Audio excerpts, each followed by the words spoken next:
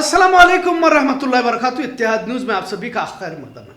आज एक और इंसाफ पर ही सवाल उठने वाले फैसले पर बात करते हैं। मुंबई ट्रेन ब्लास्ट, जिसमें तकरीबन 190 लोग मारे जाने की बात कही जा रही थी और 824 लोग जख्मी बताए गए। 11 जुलाई 2006 को मुंबई लोकल ट्रेन में कुल 7 धमाके हुए।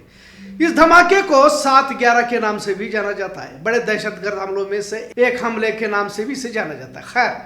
खार, बांद्रा, जोगेश्वरी, माहिम जंक्शन, माटुंगा, मीरा रोड, इस तरह 7 जगहों पर धमाके अंजाम दिए गए थे। इन धमाकों में कई लोग शदीद जख्मी भी हुए। अब अदालत ने जिन्हें बतौर मुजरिम गिरफ्तार किया गया था, उन तमाम 12 लोगों को धमाकों के इल्जाम से बरी किया गया है।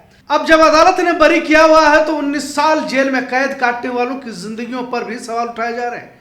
बहरहाल इस फैसले के बाद कानून न्याय व्यवस्था ही खुद कटघरे में खड़ी हो चुकी है। अलग अलग जेलों में रहने वालों को आज रिहा किया गया, पर रिहाई के साथ बहस मुबासे के भी दरवाजे खुलते जा रहे हैं। अगर ये मुजरिम नहीं तो फिर जुर्म किसने किया?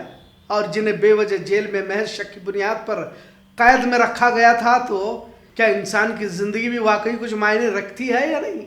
महाराष्ट्र के वजीर आला फडणवीस ने मामलों को सुप्रीम कोर्ट में चैलेंज करने की बात कही है, पर कुछ जख्मियों ने और जिनके लोग इन धमाकों में मारे गए वो ये सवाल उठा रहे हैं कि अगर इन्होंने धमाका नहीं किया था तो फिर जुर्म किसने किया है? लिहाजा दहशतगर्द के जुर्म में पिछले कई सालों से जेल में कैद रहने वालों में से कमाल अंसारी की 2021 में मौत हो गई। एक और अब्दुल वाहिद शेख की 2015 में रिहाई की गई थी।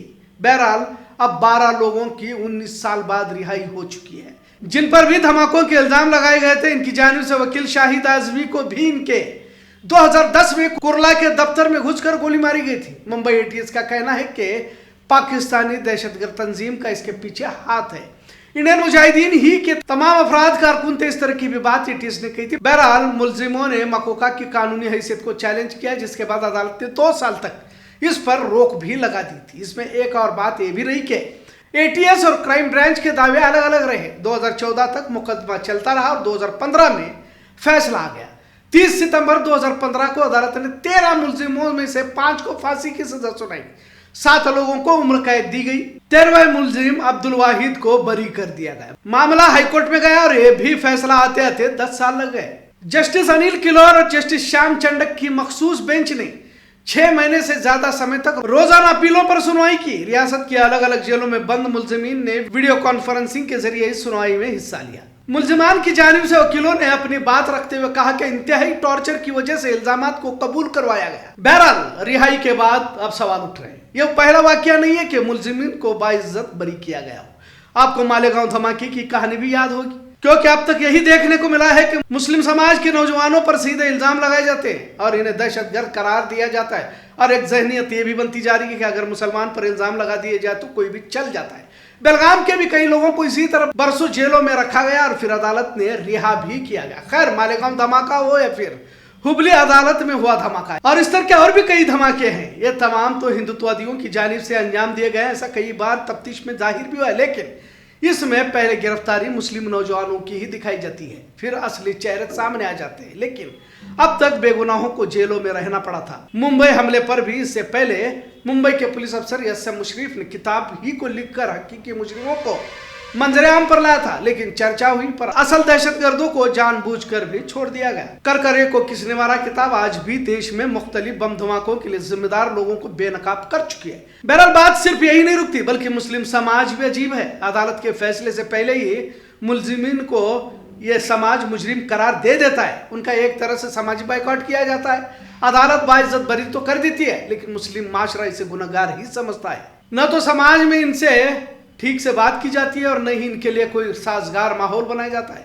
वही बम धमाकों में मुलविस होकर भी साध्वी प्रज्ञा ठाकुर चुनाव जीत जाती है और एमपी बन जाती है। मतलब जहनियत का फर्क देखिए। खैर, बात करते हैं आज तक सैकड़ों नौजवानों को जो जेल में बंद करके उनकी जिंदगियों से खेलने वाले उन पुलिस अफसरों पर कार्रवाई की। क्यों इन पर कार्रवाई नहीं की जाती? क्योंकि एफआईआर के बाद मुकदमा दर्ज तो हो जाता है, फिर अदालती कार्रवाई के हवाले किया जाता है, सालों साल बेगुनाही साबित करने में लग जाते हैं, तब तक पूरा परिवार तबाह हो जाता है। बच्चों का मुस्तकबिल, बुजुर्गों की कैफियत, घर की खवातीनों की आजमाइश, इन सब के दरमियान जिंदगी मुश्किल बन जाती है और बेहिस माशरा इन्हें मुजरिम करार दे भी देता है। रिश्तेदार तो कब के कता ताल्लुक कर चुके होते हैं। जमाते इदारे कहने को बड़े बड़े अच्छे लगते हैं, लेकिन उस दौर में अछूती की तरह बर्ताव भी किया जाता है। यकीन कुछ तंजीमें, कुछ इदारे हैं जो काम कर रहे हैं, लेकिन अब भी उस मियार तक काम नहीं हो पा रहा, ऐसा कह सकते हैं। लेकिन समाज मोहल्ले के अफराद ठीक बर्ताव नहीं करते की बातें अक्सर सामने आ चुकी है। बहरहाल जब 4 साल, 8, 10, 19 साल तक का तवील अरसा गुजार कर बाइज्जत बरी हो जाते हैं तो फिर उन पुलिस अफसरान पर कार्रवाई क्यों नहीं की जाती का सवाल भी उठाया जा रहा है। अगर ये मुजरिम नहीं है तो फिर इन तमाम को किन सबूतों की बुनियाद पर हिरासत में लिया गया था?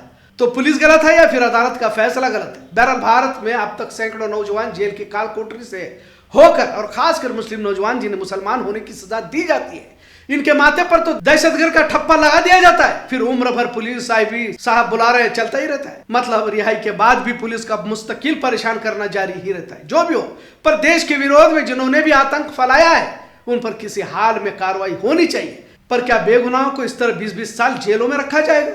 पहले से बदनाम होता देश और खासकर मोदी हुकूमत एक समाज पर बढ़ती जुल्म ज्यादती की वारदातें इस तरह के फैसलों से और भी दागदार होती जा रही है। किसी पर भी इल्जाम लगाने से पहले 1000 मर्तबा सोचे और तफ्तीश करे, क्योंकि कुछ अफसरान की प्रमोशन तो हो सकती है, लेकिन एक शख्स के पीछे कईयों की जिंदगियां तबाह हो जाती है। यकीनन मुजरिम छूटना ना पाए, लेकिन बेगुनाह भी तो सजा ना पाए। देश के कई फैसले इस तरह के हुए हैं। बाबरी मस्जिद को अब तक किसने गिराया मालूम नहीं। सुप्रीम कोर्ट आस्था के नाम पर फैसले देता है। मतलब कानून का मजाक न बने, इस पर भी तवज्जो होनी चाहिए। और जब इस तरह का बड़ा फैसला बम धमाके पर आता है तो दुनिया भर की मीडिया में भी इसकी चर्चा होने लगती है। गोदी मीडिया इस पर चर्चा न करे, लेकिन अब विदेशी मीडिया में मुसलमानों को बेवजह फंसाए जाने का नैरेटिव चलाया जा रहा है। 11 जुलाई 2006 को हुए इस धमाके में 189 लोग मारे गए और 824 लोग घायल हुए थे, जिन्होंने अपनों को खोया। उनका सवाल यही है कि अगर इन्होंने जुर्म नहीं किया था तो फिर जुर्म किसने किया था? अगर फिर नए लोगों को पकड़ा जाता है तो क्या फिर 19 साल तक इंसाफ के लिए इंतजार करना पड़ेगा?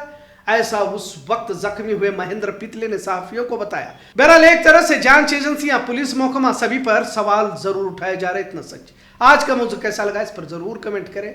इत्तेहाद न्यूज़ देखने के लिए शुक्रिया। अल्लाह हाफिज।